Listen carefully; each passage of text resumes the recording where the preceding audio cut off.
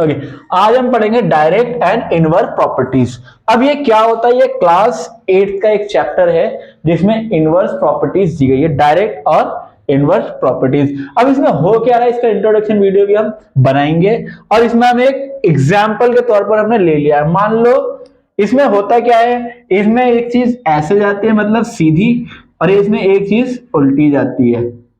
मतलब मान लो मैं 1 किलो चीनी ले रहा हूं, 36 की आएगी, तो 2 केजी चीनी आएगी 72 की।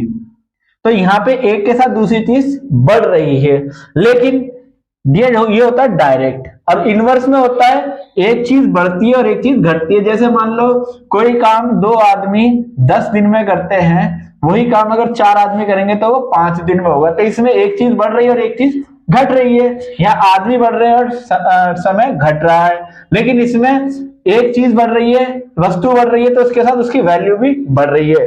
अब हमें एक एग्जाम्पल दे रखा है, उसे हम फॉर्मूले के साथ समझेंगे। तो यहाँ फॉर्मूला दे रखा है x1 y1 x2 y2।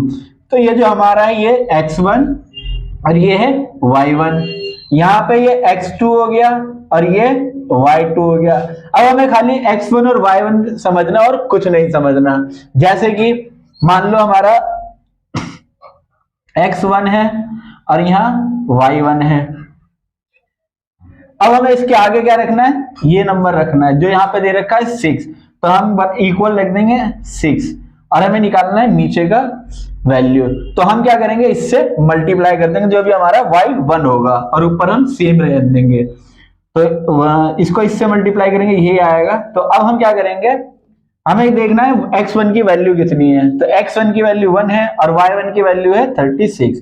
तो हम लिख देंगे 36 और ऊपर 1 रख देंगे और 6 से मल्टीप्लाई कर देंगे। तो हम 6 से जब मल्टीप्लाई करेंगे 36 को, तो हमारा आएगा 6 3 18 एंड 21। तो हमारा इसका जो आंसर आएगा वो 216 आएगा। तो मतलब 6। अब हमें एक दे रखा है 1 केजी का, हमने 1 केजी शुगर ली तो वो 36 रुपए की। 3 केजी शुगर हमने ली तो 108 की आई। 5 केजी शुगर ली हमने तो 180 की आई। अब वहां हमसे पूछा गया था 6 केजी शुगर कितने की आएगी, तो हमने कैलकुलेट करके निकाला तो वो 216 की आई।